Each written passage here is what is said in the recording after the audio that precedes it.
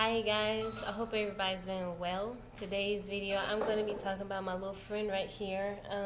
I've been getting a lot of questions about him because he always seems to show up in all of my videos. So I thought I would do like a pet tag, even though I wasn't tagged, but just telling you about him. Yes? Give me 1 second. Okay, back to my little friend. This is Adam. Say hi, Adam. He can say hello, but he's sometimey. This is Adam, and Adam is a blue Pacific parrot. Some people call them pocket parrots. I think they're known as lesson parrots or celestial parrots. And I believe his species comes from like South American, like Ecuador, Peru. I believe so, but don't quote me on that. I think I'm right. But his species is the second smallest species of parrots, and he is a parrot, even though he's so small.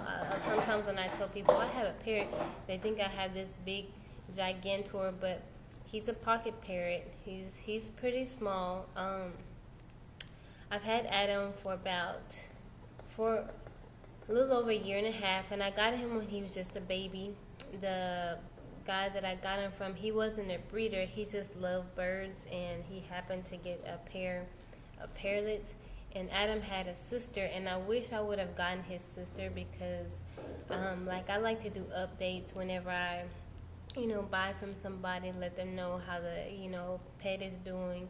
And I talked to this older gentleman. I talked to him, and he said that she had an unfortunate ending, so I wonder if somebody got her and they didn't take care of her or something happened to her. So I felt kind of bad, but I have Adam, and like I said, he can talk. He says hello, but that's the only thing that he says. But he's really good about like mimicking me. Like I'll whistle a tune, I'll sing something, especially when I'm in the shower. I like to sing in the shower. He'll copy after me. He'll try to mimic me. Now, Pacific parrots, they are, it's a word that I'm looking for.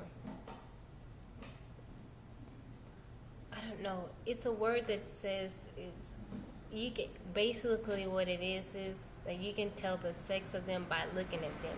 Like Adam, for instance, he has, kind of like a almost violet or close to like a blue purple right behind his eye, and then his feathers. I don't know if he'll let me do it. When he lets out his feathers, I don't know if you can see that.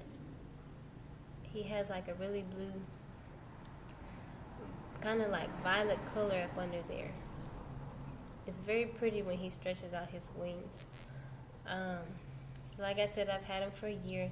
Adam eats everything. Everybody calls him a dog. Now, from my understanding, they're not supposed to have avocados and chocolate. And I don't think any animal can really eat chocolate. I know for dogs they can't, and parrots too, because it has a certain type of chemical that their body can't break down.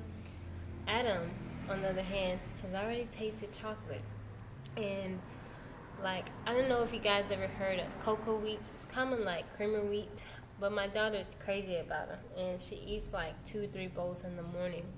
Well, one day she didn't finish them all, and I noticed he's just dipping his head in her little bowl, just eating it. He looks up at me like, "What's up, Mom?" And I start freaking out because they're cocoa wheats. They have chocolate in them. So I look on the box, and clear enough, have cocoa in them.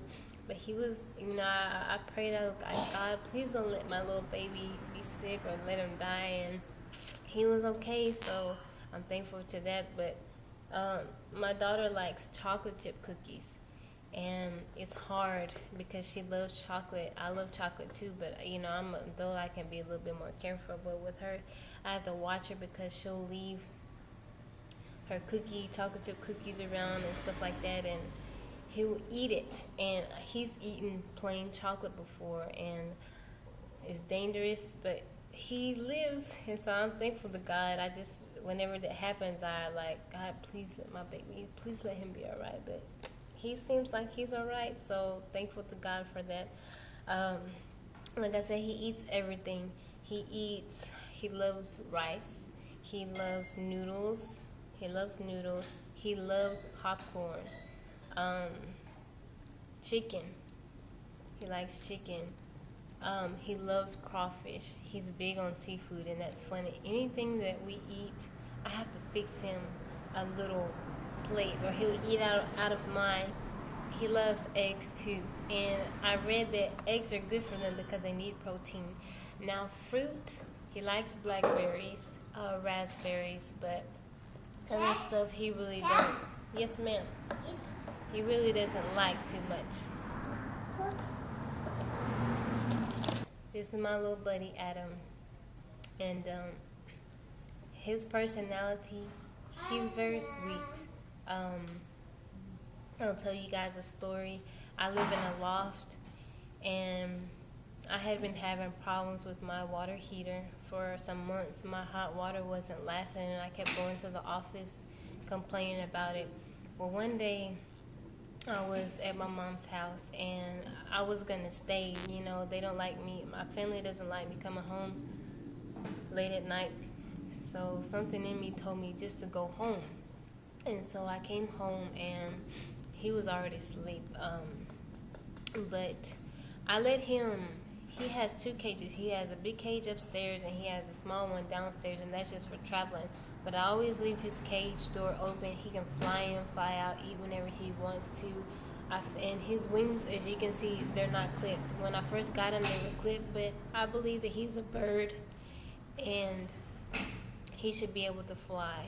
And I take him outside with me. He rides in the car with me. My windows to my loft are open right now, and he doesn't fly out. I've tried making him stay outside to see what he would do, and he wasn't having it. So I say, well, I must be doing something right because he don't want to leave me. But getting back to the story, I came home. I put my daughter to sleep. I took a shower. I got out of the shower, and I laid down, not even for an hour, and I woke up. He was trying to wake me up. He was making noise, and he was on my chest, and he was trying to wake me up. And I hear this noise, and I'm like, that sounds like water.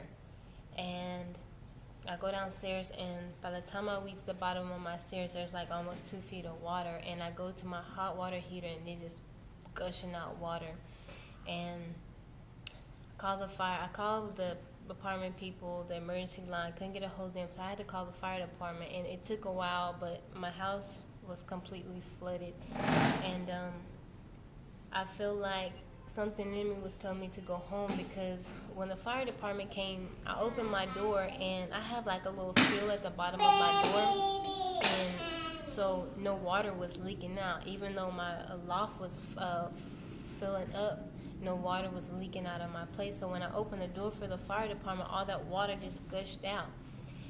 And I thank God, because if I wasn't here, he could have drowned. I mean, I have huge windows. Right now I'm sitting in front of huge windows. I'll show you guys. And I'm not quite sure if they would have held. Maybe they would have cracked. But I know if I wouldn't have came, he would have drowned, and I would have been seriously pissed off and hurt. Also, he was trying to wake me up and let me know, hey, Mom, something is wrong. And I have epilepsy, so I have seizures sometimes, and I only have them at night. And I could have had the seizure that night and not been able to wake up, and we could have drowned. So I'm thankful to God for him, because I saved his life by coming home, and he saved my life by waking me up. So that's just, a little story and that just happened to us not even 2 weeks ago. So I'm really thankful to have him in my life.